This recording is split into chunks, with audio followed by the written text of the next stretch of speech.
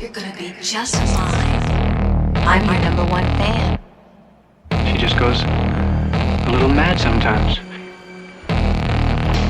Have you checked the children? Right there, Mr. Minnow. How do you know my name? I didn't tell you my name. Hang up. I didn't tell him my name. They're all a part of it. They're all parts, all of them. Whatever you do, don't fall asleep. I'm afraid! Don't be afraid! No. Be afraid.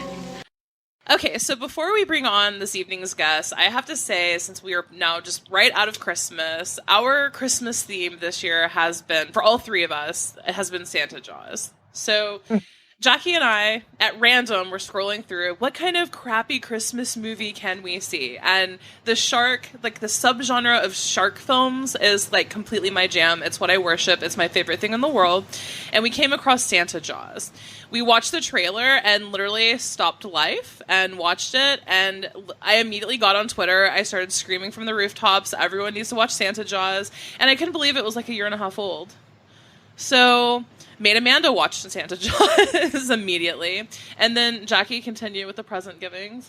Well, it became viral in our lives. It spread from one person to another, and I just had to like tell everybody about it. I loved the beginning, a murderous Santa Claus being eaten by a shark. I mean, you can't get really better than that. I was walking into the store, and I'm like, what can I get everyone for Christmas that really connects all of us and makes us feel like we're just all a family. Together? Yeah, like a family, you know? Nothing screams family more than being eaten by a shark, right? So I went and I found bags with like sharks with Santa hats and t-shirts. I literally found a Santa Jaws t-shirt. Yep. I mean, which I wore on Christmas Yep. to family gatherings. Mm-hmm. And I got and Funko makes like a Jaws figurine of like a giant shark eating the tank. That came in the Santa Jaws gift bag, inside the Santa Jaws gift bag. So everyone's had a Santa Jaws Christmas around me. Amanda, would you like to add anything onto that? I got a lot of compliments on the t-shirt, so I think it's going to be trending some more. Yes, and so we had to have creative force by Santa Jaws and a whole bunch of other shark movies, which I have seen every single one. Now, I've seen Dark Tide, and Three-Headed Shark Attack. I've seen every single one, even the prison ones, with like women in bikinis running from the prison being attacked by sharks. And I have very low expectations to begin with going into these films. And Santa Jaws is literally, it is a gem. It deserves all the awards. It is like... It's like the rhinestone on the best gem sweater that you could think of. It is true. But it's that rhinestone's not rhinestone, it's a diamond. And it's so rare to be completely connected and invested in the storyline. And so we decided to ask Misty, creative force editor of Santa Jaws. Also, we need a sequel. Yes. Okay. I'm 100% with you, and I'm working on it. Are you really? Well, I'm working on convincing people that... Okay, well, we'll start that petition then. Yes. And you can show it to us. Yeah, you know what? In all honesty, reaching out to Sci-Fi on Twitter and demanding it is probably, like, everybody mobilize and do that. That would be the number one thing that would help make it happen. I'm going to clip that and make it the commercial for this show. And yes. Everyone needs to reach out to Sci-Fi. The second that will be our mission now. Yeah, that will be my sole mission in life. Okay, so let's start from the beginning. So, how did Santa Jaws work out? Is it something that you just had the idea for? Were you contacted by Sci-Fi? I know that you have other shark films in your past repertoire as well. So, how did Santa Jaws come into fruition? So, once or twice a year, so I don't know if Sci-Fi does it like this anymore. I think they might have stopped doing their original movies, but for the past 10 years that I've been in film, I've worked a lot with Sci-Fi, and the producers that I work with twice a year, they'll take in pitch titles, which is basically just a giant list of pitch titles, like 30 shark titles that we just come up with. And they'll circle like the one or two and they'll be like, yeah, we want you to make a Santa Jaws. We want you to make Ozark Sharks. And then so there's just the list that I've come up with these shark titles, most of which have never gotten made. And I would also love to make, because I love making shark movies.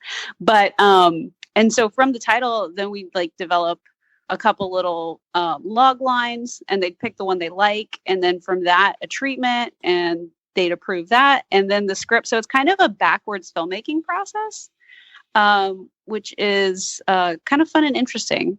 So what was it like the day you got the call? Like, did you receive a phone call that they picked the idea, the title? Well, okay. So actually, now that we're talking about this element of it, I remember specifically for Santa Jaws, in the movie that I made right before, Mississippi River Sharks. One of the little gags in the movie is that one of the characters is an actor in like sharksploitation films, and he would be like, "Come and see my movie, Santa Jaws, Winter in the Ocean," or what. And so he was just like popping off these fake shark titles. Mm-hmm. And Sci-Fi thought Santa Jaws was hilarious when they heard it in that movie. And so even though it wasn't on our pitch list, they're like, "We want the one that you guys mentioned in Mississippi River Sharks, Santa Jaws." That's amazing. Yeah. That's what levitated me to Santa Jaws was the title. Yeah, it's the title. And who I have not seen Mississippi River Sharks quite yet. Was it Jason London who played that character? Yes, okay. It was. Yeah. So, very cool. Yeah, Mississippi River Sharks isn't the catchiest title, but I don't know where they got. Actually, originally it was Jaws of the Mississippi, and in the last minute they were like, "We're going to change it to Mississippi River Sharks," and they're like, "All right, it's you guys' movie." But I mean, the Mississippi riverboat on the cover being eaten by what almost appears to be a megalodon is grade A stuff. Yeah. I love that it flips the sharks onto the boat, though. Yeah, that is. Whenever we shot that scene, we couldn't afford to like rent that boat and like own that boat. But they were nice enough to be like, "Well, you can like shoot on the boat, but you only have the amount of time that we take the boat out, which is like an hour." So we shot that opening in like an hour, just as the boat was doing its normal river tour thing. Oh my god! Oh my god! Were like random passengers on it too during this? Yeah. We just were, blocking off where we were shooting. That's awesome. Did you have to explain like what kind of movie you guys were shooting? Yeah, for sure. Did anyone raise an eyebrow?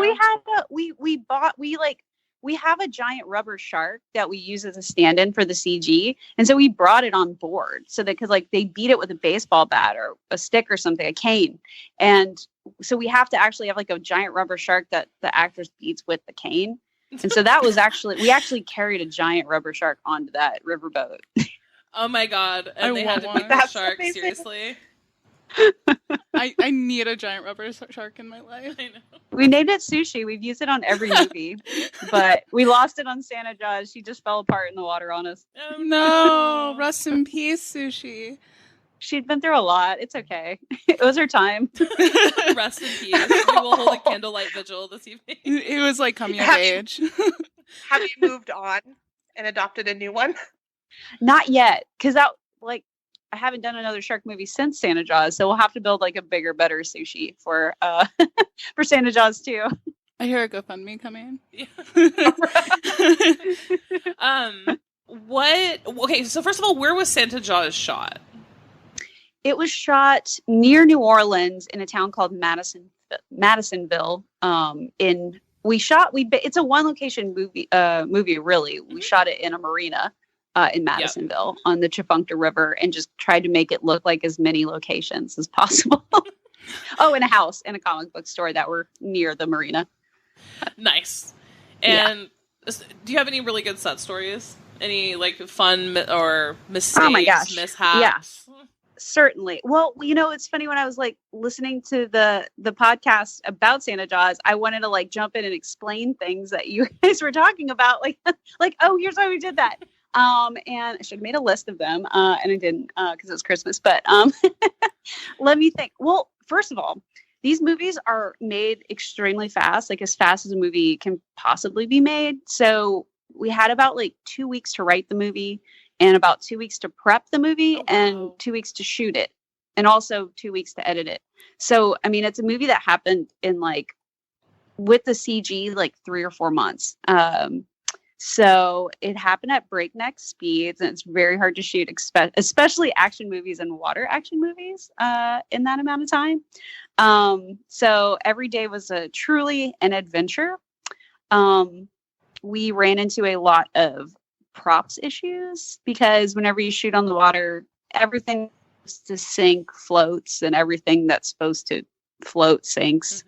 And you just end up losing things, and people fall into the water sometimes, and things like that. But that's all, and I always feel terrible on these movies, especially with Haviland, who played Georgia, putting her in the water. She had action to do in the water. It was 38 degrees. No. It looked cold. When we shot that, and we practiced on, because we knew she could do it once, and she could only be in the water for 30 seconds. And so we practiced on land. She was freezing on land, and she hit the water, and you just hear all the air leave her lungs. And gosh, she just motored through it. I feel terrible putting 4'11" actresses in the freezing cold water. I'd have to do it every time too. Was she short? She looked really cold. Oh, she was extremely cold. I really do feel bad doing that, but all the movies all the shark movies, I put in these tiny women, and I'm wearing 3 coats when we're out there. But it's always freezing cold. We make them all in the dead of winter, so yeah. That's the best time though, because that's it brings in the Christmas spirit. True. And this is the first one where people could actually wear sweaters and stuff sometimes, because usually it's supposed to look like the summer, like Ozark Sharks. Everybody is in bikinis and shorts and t-shirts, but that was also crazy freezing cold. We actually, in the mornings on Ozark Sharks, people would suck on ice cubes, so when they talked, they wouldn't fog wouldn't come out of their mouths. Wow. That's so sad. That's my nightmare. I hate being cold. Things you don't know. Yeah. It's surprising. What scene was your favorite to work on? Well, I'm a huge, I love doing action and choreography. So the opening scene with the fight and Santa, I think, was my very, very favorite to shoot, because I love thinking of coverage for fight scenes. It's my favorite thing to direct, my favorite thing to edit. And I get genuinely excited, like a 10-year-old, whenever we're filming it and the stunts people are on set and they're like, this is what it looks like. And they'll do the fight in front of me. And I'm like, yes. So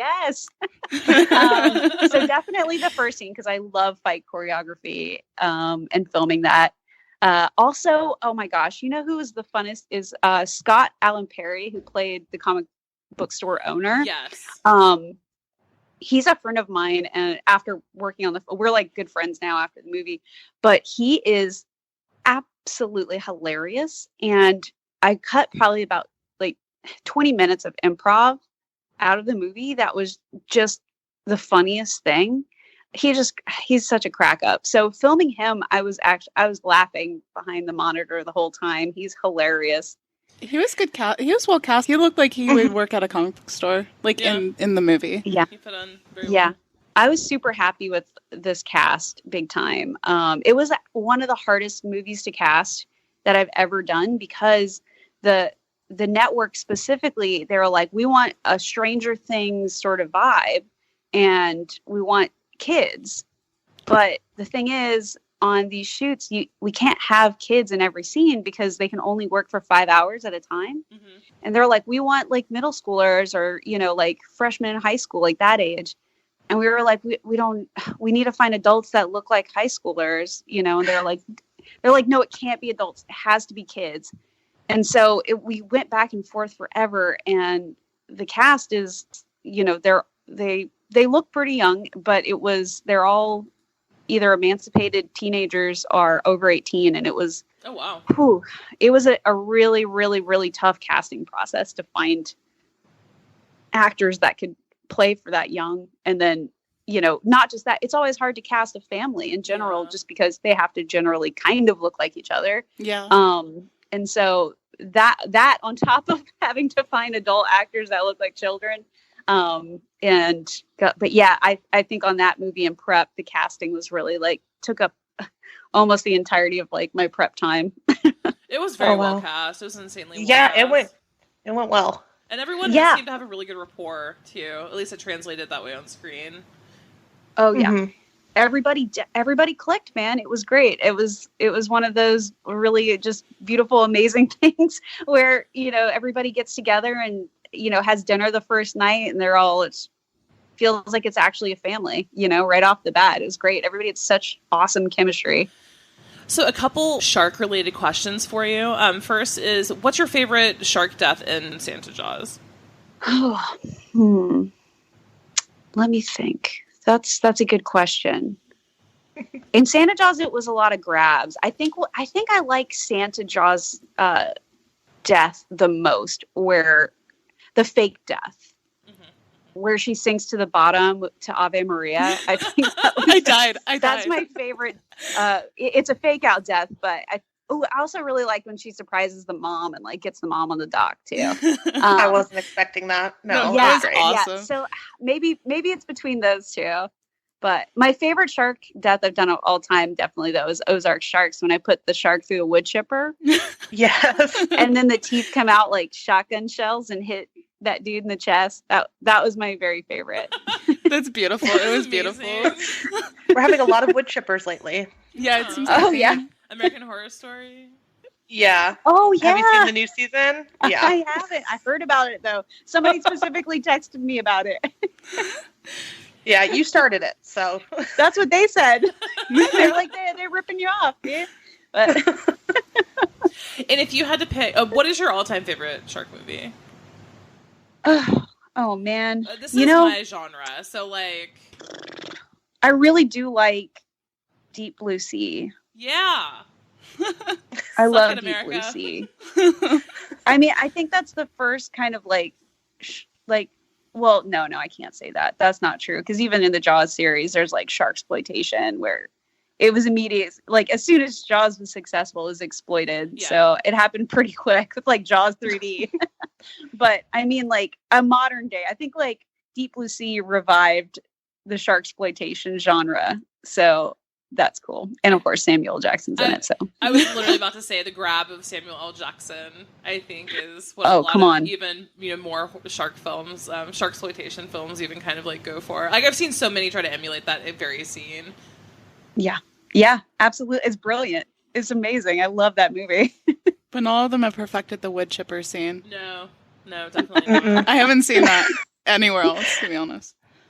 It's almost like Tucker and Dale, but in water with sharks. I want killer narwhal movies now. Can you make that happen too? I will do my best. That would be amazing. Because I would watch that. Orca from the Orca, 70s. Yes, I love Orca. Oh, it's great. It's like trying to rip off Jaws, but like, orcas are adorable, so it's kind of like a hard sell, I feel like. But Orca like literally burned down an entire city. Yeah. But like, or you could end up having a series like, Freddy versus Jason. It can be like Narwhal versus Santa Jaws. Yes, yes. Yeah. Like a monster classic, face off. Yeah. Seriously, got a gold mine here. We're here for ideas if you ever need us. I mean, that's still out there. So if that needs to be the sequel, I'm fine with that too. Yeah. One of the best parts of my whole entire existence is that people randomly find me and they'll just like send me Facebook messages of like pitching sci-fi original movie ideas, and they're always hilarious. I love getting them. I got one. It was called Butter Knives, and it was about like a flock of butterflies that had knives for wings. Like freezer and I was plates, that's creativity, dude. Like how high were you? I don't some random person sent me that.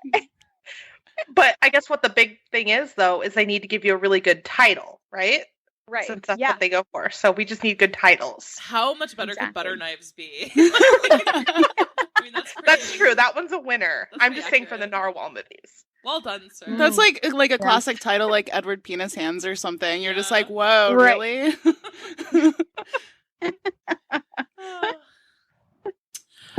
So I could talk to you about Santa Jaws. I'm sure we all could for like 5 hours, but you are a woman of many talents. You do have other projects as well. So, would you like to talk about your Lifetime Christmas movies, since we're still in the Christmas spirit here? Oh, and sure. what you've been working on, and kind of how you got involved with Lifetime. That's a hard flex there, Misty. Not everyone can do it. I feel like Christmas movies right now are the new shark movies, like what shark movies were like 4 or 5 years ago, where you like there were new ones every week. Now it's gosh, Christmas movies go so hard at this moment. Like this year, there were between Hallmark and Lifetime, I think like 48 original new Christmas movies, and that's nuts. Like that's crazy. And that's just those two networks. There's so many other networks that have them, but there's an executive producer that I have been working with for the last 10 years, and he transitioned from shark movies to Christmas movies and took me with him. And so I've been working on those now, doing mostly co-producing and editing on those, just because I don't know, it's it's not my passion. So and I do love editing and producing. So that's more, those movies work, my skill sets as a producer and editor are a lot handier on those films, because I don't really, my ideas aren't great for those films, I feel like. My even brain's as not I'm even- editing them, it's like a beautiful Thanksgiving or Christmas dinner, the like carving up a turkey, and I'm just like, what if the turkey exploded right now as they cut into it? It's like what I think when I watch footage like that. I mean, we wouldn't be upset if that's what you gave us. Yeah. Right? Wouldn't that be amazing? Nobody would ever see that coming. Sometimes I imagine those like electric turkey cutters to actually snap and then take someone eye out, you know, during like the Yeah. beautiful scene of like the family gathering, and then poof. Like all of a sudden it's like maximum overdrive and it just has a life of its own. Yes. See, Carves that would the be a family great one and too, stuff. if you start out like one of those just solid Christmas movies and then it just goes crazy. Yes.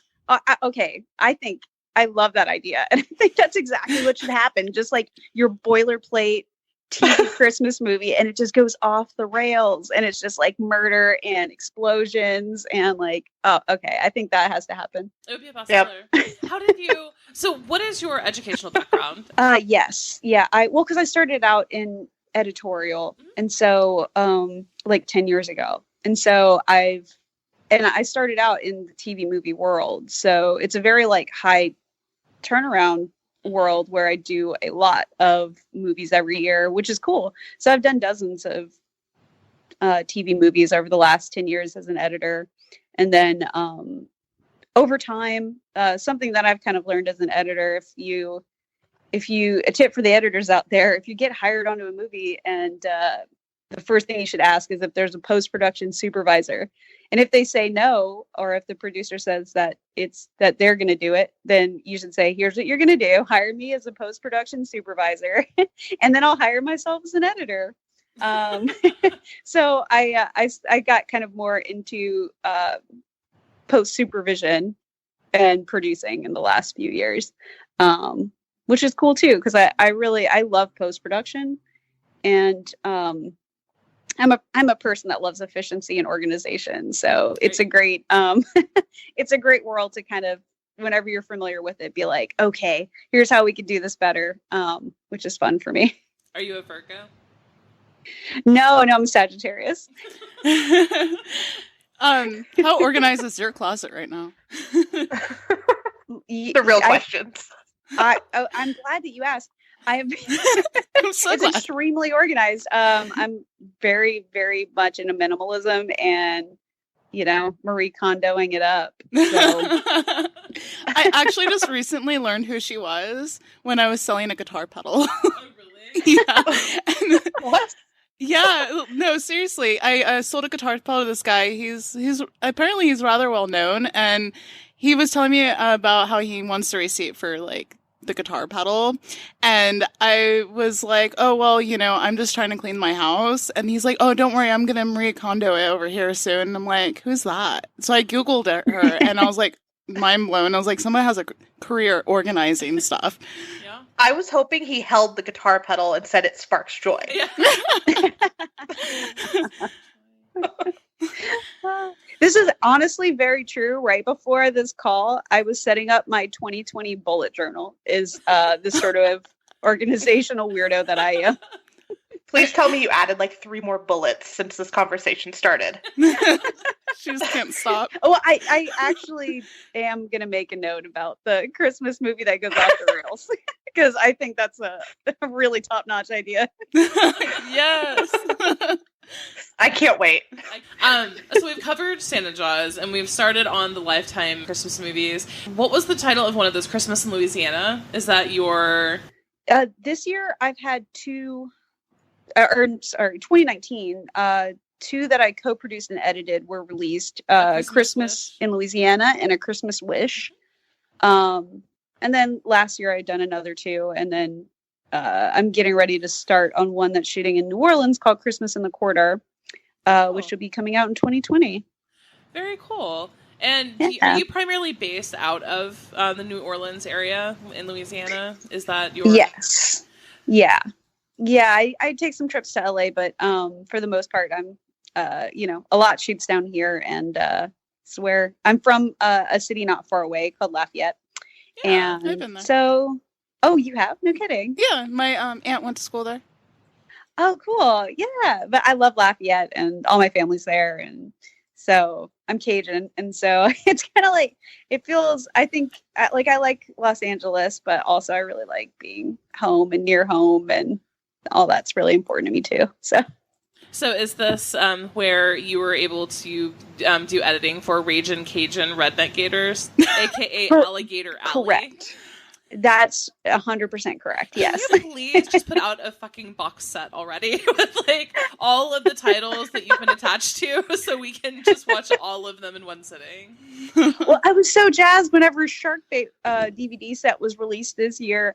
But some of the other movies that I've edited are, I mean, just unreal. Like Arachnoquake. I don't know if you guys have seen Arachnoquake. No. Definitely worth watching. About it before. Oh my God. It's a trip. That one's a real trip. I did see Swamp Shark. But yeah, I just wish like anything that you had your hands on, because like the sharksploitation and kind of, water creature exploitation films are so my jam. They're my favorite kind of little like subgenre niche in the horror world, and absolutely love it. What was it like editing Jeepers Creepers 3? Oh man, it was great. It was that was a real trip, that movie. It's the longest that I've ever had in editorial, and so it was kind of luxurious, like it's a matter of anywhere from 2 to 6 weeks that I had been the most. Mm-hmm. And that one was like 6 months. Wow. And so, yeah. And I never get to do back and forth work on visual effects shots where like VFX editing. And so it was great. I mean, I got to really take my time and like revise things and have like a back and forth conversation with the visual effects dudes. And so it was great. It was a real blast. It was a very like different project than I was used to working on. And like, it taught me a lot to work on, a project like that. I think that the movie, I really wish they would have, shot more at night. Yeah. Which I think is the fatal flaw of the film. Like I read the script and I loved it. And then I was like, everything's at daytime and we're getting the footage. I'm like, it should be at night though. I was really surprised, like, shots of like cornfields and bright, like it was almost like Midsommar level of brightness, and then all of a sudden the creeper, and it took away so much from it in that regard. I agree. Yeah, agreed. I mean, that's really my, like, even as they were shooting it, and it was a decision made because of like budgetary limitations. In the script, it was almost exclusively at night, and so it was. Like as the footage was coming in, I was like, oh, y'all have to shoot that during the day too.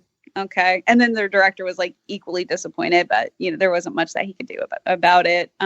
It was like coming down from the top, like, nope, we're not going to pay for all the equipment to shoot that at night. Sorry. But the process of editing it was amazing, and I'm happy with how the movie turned out. I just really do wish they had figured out the whole night shoot thing. I think that would have made a huge difference for the film. Yeah, the creeper was really, really creepy. But yeah, I agree. That's really cool, though. That's also a pretty large budget, like a film with a substantial, I'm assuming a substantially larger budget than what like even Lifetime and whatnot would offer. Oh, oh yeah, for sure. I don't even know like what like the average budget for a Lifetime film is. Well, on the Lifetime movies, they're are a little over 1 million, but a lot of that goes to cast. Yeah. So what ends up on the screen is a lot less than that. We're still very limited on like how many days we can shoot and what kind of things on sets that you wouldn't expect to be huge money sucks that are like having a lot of people in a room at a time because you have to take the time to cover everybody, things like that. And so, we still are always up against the wall with a budget that low and a movie that's like jam-packed full of an entire family and, big name actors that we spend most of the budget on. And so those are pretty tight, but they're still, the budget of your standard Lifetime movie is still like 4 times more than Santa Jaws was. Wow, that's crazy. Yeah. The shark movie budgets were, like crazy low, like $250,000 movies. And like off the top, about 50,000 of that immediately goes to visual effects or more. The visual effects are really good in Santa Jaws for like the budget you're working with and everything. I would say that like the camera quality and the video quality was really well done. Yeah. Oh, absolutely. Oh my gosh. For the budget range, the visual effects are they're top notch. And I am real good friends with the visual effects supervisor that did Santa Jaws, Colby Kimber, and he's amazing. He does like huge movies. He's fantastic. But he came on like at the script stage, and I think that was a huge part of it. Is he like dictated like, okay, we have a limited number of shots, we have a limited amount of money, so let's figure out the kills together and what we want them to look like so that you get the most bang for your buck. And then of course I'm huge on practical effects. So like the fin in the movie is an actual remote control fin that we had built originally for Ozark Shark. And we just, rent out every time from the effects house. So a mixture of like practical effects. And also there's parts in the movie, like the shark getting stabbed in the eye, like that's like the puppet shark and things like that. So we do as much practically as possible. And that makes a huge difference too, for sure. With just, it lets us budget more money for the visual effects. Well done. Yeah, well done. It was really great. And then I also saw like a video on Facebook where I believe it was how the CGI was kind of done for Santa Jaws. Oh yeah, and that was so incredibly interesting. I think Nico made that. Yeah, the animator one? Nico. I think that she had posted some really cool sort of like in progress videos of the making of. Yeah, it showed the bear space and the animation brought into the scene. So it was really, really cool to watch. Yeah. Oh man, the VFX team was so awesome. And then also, this is a great set story. So I'm sure if you've seen that, you saw that our shark in real life was played by a fellow in a green suit in the water that would grab the actors so their clothes moved and all that good stuff and the water moved. But that's our stunt coordinator. And the first time we put him in the water, we were like, this is the first movie where we've had him a full green suit. And he got head to toe in this green suit that had like this built-in hood, like you zip in the back, And he jumped in the water, and none of us thought about it, but he was being waterboarded accidentally. Oh no! We didn't cut a mouth hole, and so we had to like emergency pull him out of the water and cut the head off of the thing. Oh my god! That's like a step away from McCamey Manor. Shark edition. Oh no! Yeah, that's terrible. I'm assuming he made a very quick recovery. He thought it was hilarious. He was like, I don't know how I overlooked that. Yeah, of course, waterboarding. Well, I watched He's the awesome, video. Sorry, I was gonna say I watched that video with him coming up and getting Papa Joe, and I thought I was just impressed with Reed because I would have been laughing the way when he had to grab him and then just swim away with him. Yeah, I was very impressed. And it's really hard because we only can do it once when we pull an actor into the water because of the time it takes to dry them off and get them set up to do it again. We literally don't have it that time. So we practice on like the gravel parking lot before, just until we feel like, okay, we can't fuck this up. We've done it 20 times dry. And so now let's, do it. And I mean, actually, whenever his brother gets killed, the actor's name's Arthur, but whenever Arthur's kill happened, and he got pulled into the water, the first time on the day the sun was setting, we were out of time, and it got messed up. Like he slipped a little bit on it, and so we actually had to do like a reshoot day and like bring him back and shoot that again, along with some other mechanical effects and stuff we needed to shoot. But yeah, all that stunt stuff is so nerve-wracking right before, whenever you just don't have time to. It has to be right. You get one, I'm sure everything almost turns into dollar signs at some point. Oh my god! Like a watch. That's this really stressful thing about it. But when it works, it's very exhilarating. Because you're like, oh, we got it. Like, it's very exciting. Now, if you have... It usually works. Most of the time it works. It's just like, 1 out of 10 times you'll be like, oh, man. Now, if you had an unlimited budget, I'm sure you've thought about this. At least, if you've had an unlimited budget, what kind of all the time would you do? Like, what kind of movie... Okay, let's start with what kind of movie would you do? If you had an unlimited budget, you could hire any actor you want. What would the movie be?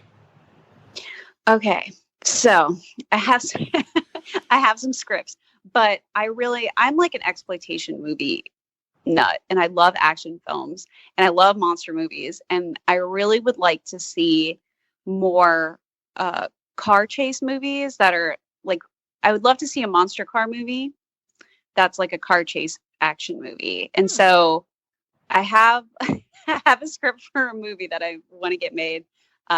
I don't think anybody will steal this idea because it's absolutely nuts. I think I'm the only person that wants to make this movie. But it's called El Chupacabra. And it's about... Yes! I'm so excited. Yeah, and it's about a demon car in Mexico that...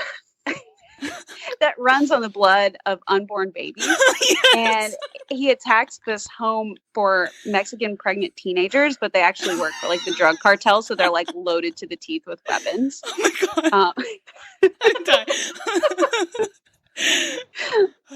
So that's if I had an unlimited budget, that's the first thing I would do, and I'd go absolutely nuts with it. Like cars flying off of cliffs and some really amazing practical gun effects, like kind of like John Wick style, but with like pregnant Mexican teenagers. And you have to have a cameo of Danny Trejo in there somewhere. Oh, absolutely. Oh, he's no doubt about it. He's absolutely in this film. How like Chupacabra, like I worked with Machete. him before. He was in Haunted High that I edited. Oh wow. Huh. Yeah. Did you get a chance to pitch him this movie? No, I didn't. That one I was just editing. But fun fact, that movie was written by Anthony Ferrante, who directed the Sharknado movies. Huh. Wow. The more you know. Yeah. And have you thought about casting who your ideal cast would be? No, actually. Or are there any actors that you want to work with one day? Definitely Danny Trejo would be in that one, but I would want a bunch of really young, undiscovered, Latina stars, Nice. Okay, you give me that. Yeah. No, that'd be amazing. We are so here for it. I love it. Yeah. Yeah. Have you pitched We are ready. Have you pitched the title to Sci-Fi? No, I haven't. I should. I know that they're less on the movie train right now, but I think all that it would take to change that is just the right sort of like pitch and gimmick, you Oh my God. know? One other idea I'd had with a friend of mine, a chick that directs a lot of the Lifetime Christmas movies, she had the thought of like, what if we took old, really cheesy, forgotten TV movies and remade them, and they played as a double feature, and you could watch this old 1980s insane TV movie. There was one that she really loved about like house cats that kill a family that moves into a house.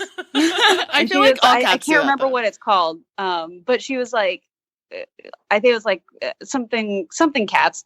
But she was like, what if they played that and then right after played like my version of that was like updated and, you know, tongue in cheek. And I was like, that's such a great idea. I'd be 100% into watching a double feature of like an old TV movie and a remake of it. Oh, that'd be really cool. Almost like a double feature, like Grey Gardens or something. Right. Yeah. God, that'd be Yeah. so amazing. I actually love that movie. I don't think it was called Cats, but I want to say it was called Cats, where the killer cats come into the house and like rip the lady's face apart and stuff. Right. Yeah. Well, Yeah. She also has a cat vendetta, so. Did like he bit me down to the bone on my hand in 2 places, and then scratched me down to the bone. So Yeah, any it's so fast. horror movie that you can make with a cat, that would be Chucky's downfall. That'd be my downfall. Did you get cat scratch fever from that? No, it was just like they carry so much bacteria. They have like hollow teeth and nails. Right. And like think about it, they scratch around their litter box and with their poop and stuff. Like, oh no, they're just evil little bastards. I got scratched by a stray cat when I was in the 4th grade and got cat scratch fever. Oh my God. And I was out of school for like a month. I was super duper sick. Oh my God. It's a real thing. What if you have a genetic mutation now because of it? I do. Like a superpower that like helps you like fuel your creativity for making movies, like a parasite that got kind of infused. explains everything, you guys. And now you're just really organized. Okay. I need that to happen then. One other thing I want to touch on, another project you have, is you have a documentary that you're currently working on, correct? Oh, I'm excited. Yes. Okay, and I'm so excited. So I don't know, how much can you talk about it? And I know with documentaries, you know, you're not supposed to have a particular bias, so... Right. This is definitely a down the middle. It's like a socio-political documentary about the flag of the state of Mississippi. It's called Still Mississippi, and it's about the fight on both sides to keep the flag versus take down the flag, which is the only flag in the United States that still has a Confederate flag embedded on it. So it kind of shows both sides of that argument, and it's not neutral, obviously, but because it's a very heated situation. But the documentarian isn't originally from the South; he's from Chicago, and so it's from his perspective of like, whoa, I came down here and really knew nothing about this, and people are so passionate about it. So it's really interesting to kind of see it from his point of view in the film, as like a neutral voice about it, and like just somebody that wants to understand what it's all about. But it's a really super interesting documentary. So I mean, it's getting close to the end of editorial. So that should be out probably in a couple of months. I think it's going to be playing on PBS. Oh, very cool. See, I now live on the West Coast, but I grew up in Nashville. And so I spent a lot of time in New Orleans, Atlanta, and, you know, Nathan Bedford Forrest was the statue at our city hall, and then also along the highway. So I grew up with a lot of Confederate statues and Confederate flags everywhere, and so I'm really interested in seeing this documentary. And I can't say that I'm unbiased. I definitely have a bias on my opinion on this. So yeah, I could never just go in neutral. Like I would just be like, fuck that side. Fuck that side. Yeah, no, I feel the same way about it. But yeah, I mean, I'm, you know, being from the South, it's definitely just something that's been a presence in my life. And, you know, even with like family and stuff, like being on I'll just say it, on the wrong side of the argument, but And so, it's interesting in a way, like it's frustrating. It's a frustrating documentary to work on in a good way, but I think it's pretty eye-opening. I'm excited about the doc, and I'm excited for everybody to see it. There's a scene in it where, because in New Orleans they took down all of the Confederate monuments in 2017, Mm-hmm. and there's a scene in it of just like straight up Nazis at the monument in Lee Circle in New Orleans. I'm not surprised. And I remember it happening, but oh my God, the footage is just, it's like upsetting to see like Nazis being Nazis in your hometown, and just like hearing their rhetoric. And yeah, gosh, it really, like, after days of watching that footage, it's just kind of like I was in a funk of like, what are we doing, you guys? Yeah, I can imagine. It's kind of soul crushing to know that those people actually exist on planet Earth and that they have a place on planet Earth. It's kind of like, but you can't do anything. You just have to witness the shit show, Yeah. Right. And there's so many. Ugh. I said that about humanity, though. Yeah, it's like an exciting project to be working on, and it's an important project to be working on. So I'm very grateful to have that work right now, for sure. Are you editing currently on it, or were you able to go out like in the field and interview people as well and be present for it? No, that one I'm just editing, and as a matter of fact, there was another editor on it that had to jump off. It's been a 3-year project, and so I took it over at the end, which is great because I'm, in a way, I'm kind of like, I don't like working on a project for 3 years. And so it's actually been really nice to jump on at the end of a documentary and like kind of be the person who's reassessing it. And then the changes we make, like the structural changes we make and stuff, are like really far along in the process. And I've done other documentaries in the past, and they're very, very, very draining. I'm sure. For an editor, it's just a lot of work, because it's when you're editing them, you're writing them too as you edit them. Mm-hmm.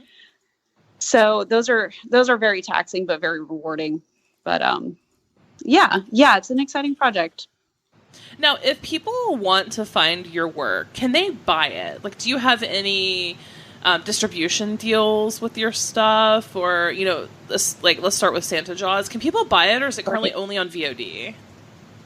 So people can buy it. They can buy it on Amazon, hard copy. Yes. You can get a DVD box set, actually, of 6 of my films, 4 that I've directed and 2 that I've edited. It's called the Shark Bait DVD set. And Sony recently, they bought all of the shark movies that I directed. And so they released that set, I believe. And they release it overseas too. So the way that these movies work often is they'll get like, I have like 5-year contracts, and then they'll be back up for sale. So it's kind of always changing how they're available, but those DVDs are definitely for sale on Amazon. And Santa Jaws is streaming in a couple places right now. If you have the app Letterboxd, it can tell you like where to watch. Like you can type in any movie and it'll tell you where you can watch it. Nice. Love that app, and it will list all. I think there's like 3 right now where it's streaming on. It looks like Shark Bait is also for sale at some Walmarts too. Oh, is it? Oh, that's amazing. I did not know that. Way to go. Yeah. Yeah. And Target has it. You can order it. Yeah. Oh, great. See, I know very, very little. Like after directing and editing them, I just have to kind of do my own research. Nobody tells me anything. Oh. It's at Best Buy too. Gone. Is that Best Buy? Well, it's it looks like for films like Sharknado, they were in a similar boat. Like the director was in a similar boat where you get, as a director, paid just like a flat rate, and it's low. And then if your movie becomes Sharknado, and all of a sudden it's this huge franchise, you don't see any financial benefit from that at all. That's crazy. You've already got paid your money, and that's that. So, I mean, that is probably, it's so rare that happens, but it's kind of like bittersweet when you have a successful movie and you're like, oh, I'm glad it's doing well. Enjoy the money, guys. We've interviewed a lot of people through the industry, some large, some very small, but the same sentiment usually comes back of, we don't do this for the money, even if they have films that have won, large film festivals, or do very, very well commercially. Just like a lot of people just don't see the economic return on them. Yeah, it's true, and I'm trying right now I was just in LA not long ago. I want to start directing some episodic stuff, hopefully, because there is money in that. And, just kind of diversify my directing a little bit and make some more money, because that's fun too. It's great making movies, but also, also I like money. Right. Well, if you're ever in the Portland area, let us know.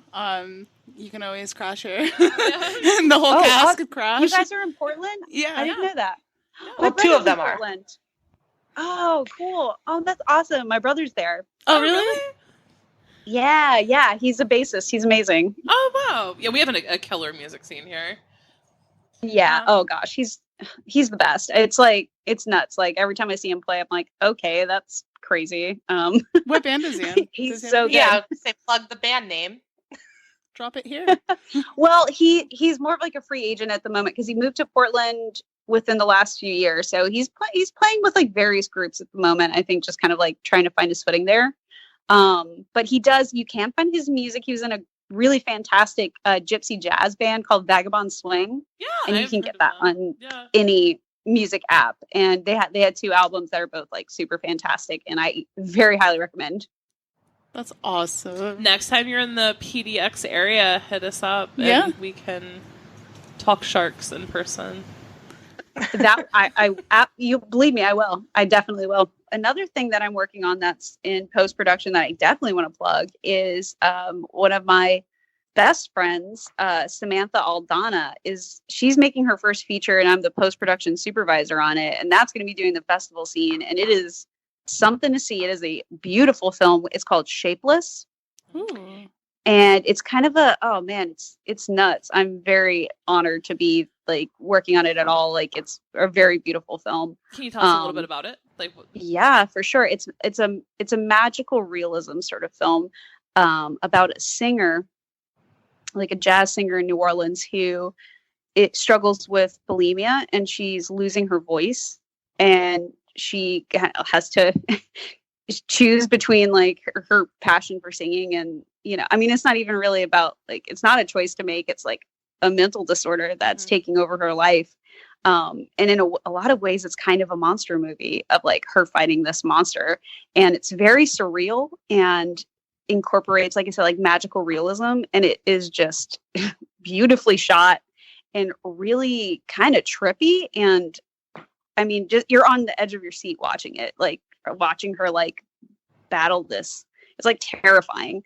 And it's amazing. So I'm very excited for that project for people to like see that too, because it's a very important movie. I've really never seen a movie about like an eating disorder that doesn't end with like the cheerleader going like, I'm cured now. Yeah. My finger's just not down my throat anymore. Yeah. Well, that's over. It's like, no. That's like something that you carry forever. So it's like it's also a really important film that's real heavy, but like, golly, it's just like it's a treat for the eyes, and it is. I think she's going to be like just this giant filmmaker in a few years. She just has a perspective that I don't know. It's so unique, and everything she does is just like, whoa. So I'm very, very excited to be working on that film and for people to see it, because I just think it's unreal. And like, it's kind of like David Lynch making a movie about bulimia. Wow. It's great. And when can we expect awesome. that? When can we like anticipate being able to view this movie?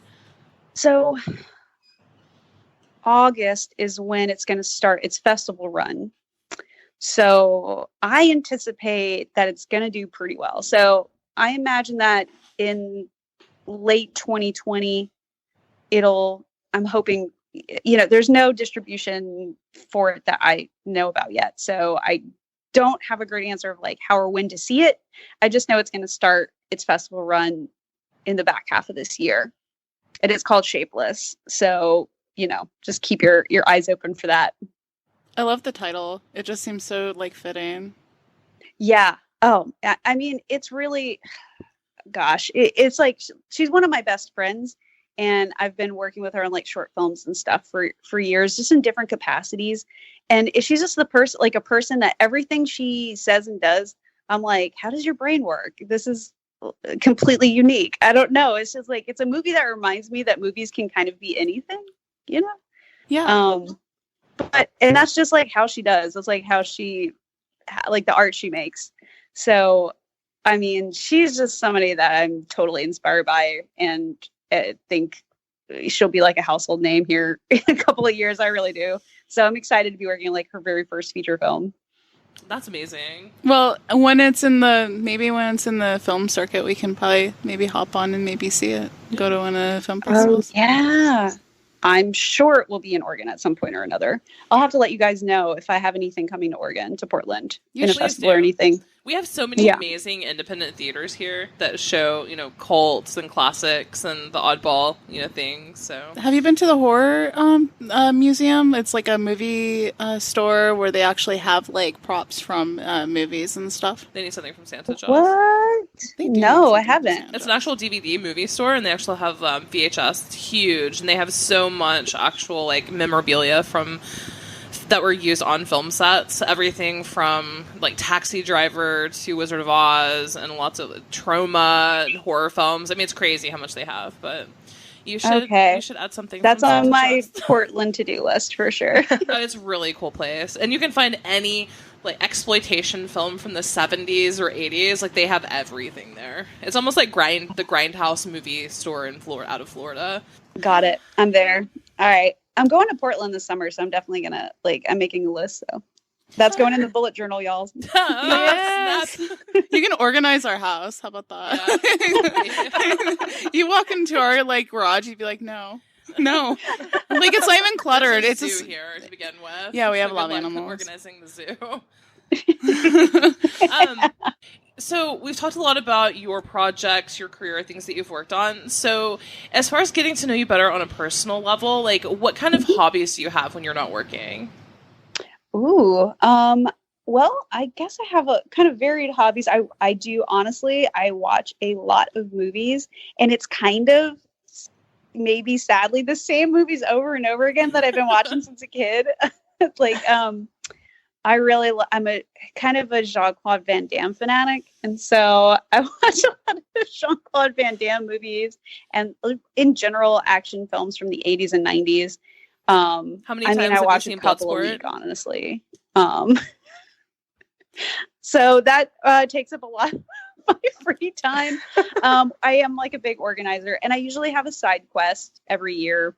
So like learning a language, like this year, the 2019, I've been learning Korean. Oh, wow. And like, so I usually have something that I'll be kind of working, like something that I'll want to know that takes time to learn.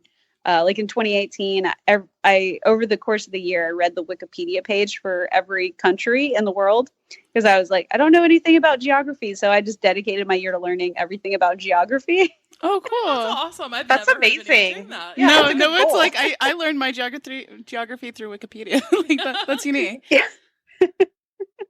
But I mean, so I usually have like something like that going on, and I'm trying to decide what I want to do in 2020 for my side quest. But also, I'm like a visual artist too, and so I'll paint and draw a lot as well. I went to art school, and so I'm big into drawing and painting, and sometimes I take like drawing commissions, and mostly like portrait stuff and things like that.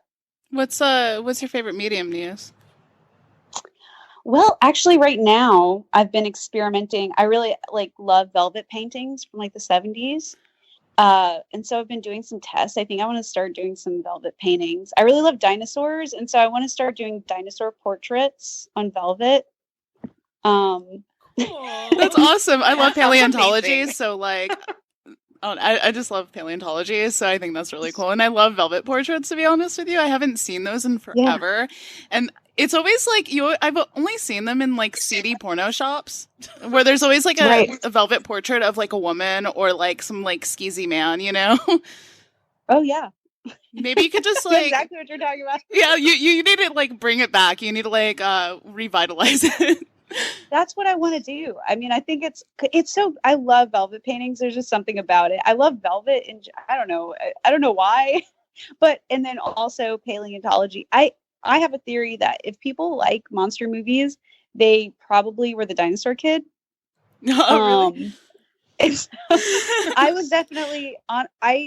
When I was a kid, like speaking of like deciding to like learn everything about something, it was all dinosaurs all the time. Same here. And then whenever I was in the third or fourth grade, Jurassic Park came out. And I mean, I saw those trailers on TV and I was no joke. The first thing I said when I wake up every morning to my mom and dad would be like, how many more days until Jurassic Park? Because I can't wait any longer. Like it has to happen. And on the day that Jurassic Park came up, I couldn't sleep the night before. I was up all night because I knew the next day we'd get to go see Jurassic Park after school. And I was sitting at the breakfast table and I was like, okay, I get out of school at 2:30. I'm going to get back on the bus at 3. Like I was just like laying out the game plan for like the first showing that we could go to Jurassic Park. And so my dad was driving me to school and he passes up the school. And I was like, no, are we? And he was like, we're going to see the very first screening of Jurassic Park. Oh, yeah. Wow. I went into the theater. Like I went in that day, I was like, wanted to be a paleontologist. And I watched that movie and I left wanting to be a filmmaker. Oh really? Seriously? Yeah. Wow. Yeah. See, we're like, I feel like I wish that I felt like that art would make me money. I went to art school, but like it was high school, you know what I mean? I didn't pursue it for college, but I took paleontology in college. But I've always loved dinosaurs, and Jurassic Park was actually one of my favorites. Me and my sister saw it together, and I actually had an action figurine of where he has like this heliglider thing. And it has like JP on the sleeve. It's very official. See, I walked into Jurassic Park and I came out wanting to be Laura Dern. Really? Yeah, that was... And everyone was like, wow, that kid is fucking weird. I was like, Laura Dern is everything. And then I started watching her other movies, and like what Ramblin' Rose was one, and like I saw that way too early. Oh. Yeah. I like to imagine you like left the theater and you're like, Mom, I need high-waisted khakis. Yes. I need mom. She actually bought a pair. Today. Yeah, no, she has a pair of khaki shorts, and I say, did you come off the set? Are you looking to be a zookeeper? Like, yeah. Like the feathery hair and the really tacky pink, Pepto-Bismol shirt to go with it. I threaten her with scissors all the time. And a bandana. Yes. Yes. One of my favorite parties, one of my favorite party ideas, I have a lot of party ideas, but I want to have a birthday party or something that the theme is what you wanted to be when you grew up. And so everybody comes as like their childhood image of what they should have been as an adult, So sounds fun. Was your childhood, were you the paleontologist in, searching for dinosaurs? Archaeologist or... Oh yeah, real into paleontology, and it was pretty much all I could talk about whenever I was a little kid. And then I really wanted to be. I also love to draw, so I wanted to be the paleontologist that like created the dioramas and drew the pictures of the dinosaurs. So that was like the very first thing that I wanted to do in my life. Did you ever have like the plastic figurines of dinosaurs and stuff? Oh yeah, for sure. Those were my favorite. And I wanted to be the marine biologist. So Amanda, what was your pick? I think it was a vet for a long time, and then I can't kill anything, so that went down the drain. Yeah. Then she murdered her. It wasn't as exciting. Yeah. I was in a band for a little while, so I wanted that to go somewhere, but clearly it didn't because I can't do much. So that can be a damper on I'm not as exciting. I did have dinosaur stuff too, but I didn't like the idea of having to dig or be around digging. Wow. That's kind of a dream killer, right? Like, It seems really dirty. but you were fine digging the graves of your family. Just I kidding. mean, that's different, okay? Clearly, that's different. Well, Misty, we really appreciate you coming on. Did you have anything else that you wanted to cover or get out into the ether? Oh gosh. I'm a pretty talkative person. I'm trying to think if there's anything else. I've definitely covered everything that I'm working on and going to be working on soon. And we talked about El Chupacabra. Can you please tell me they end up at a Planned Parenthood dumpster at some point trying to get all the life force? Yeah. I just want to know. Oh my god, the most that's offensive perfect. movie ever made. I love it. Just message me if you ever need any Planned Parenthood ideas. I'm really great at these dead babies. So I specialize on it. It's true, though. It's true. Unfortunately, that's where your brain goes.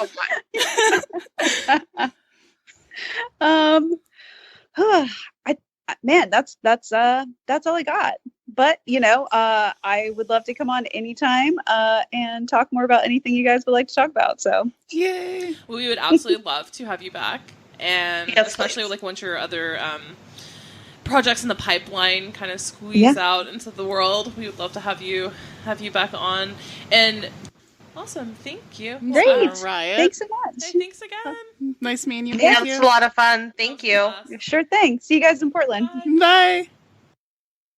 So, guys, that was our interview with Misty Talley, director of Santa Jaws, Mississippi River Sharks, Ozark Sharks, Shark Island, also editor of a bunch of stuff, including Jeepers Creepers 3, some Lifetime movies like Christmas Wish, Christmas in Louisiana, a bunch of cool stuff. And as you can tell, she is a fucking riot and has a lot of good ideas. We look forward to the boilerplate Christmas gone awry idea that she wrote down in her journal. So check her out. You can find her at Twitter at Misty FN Talley.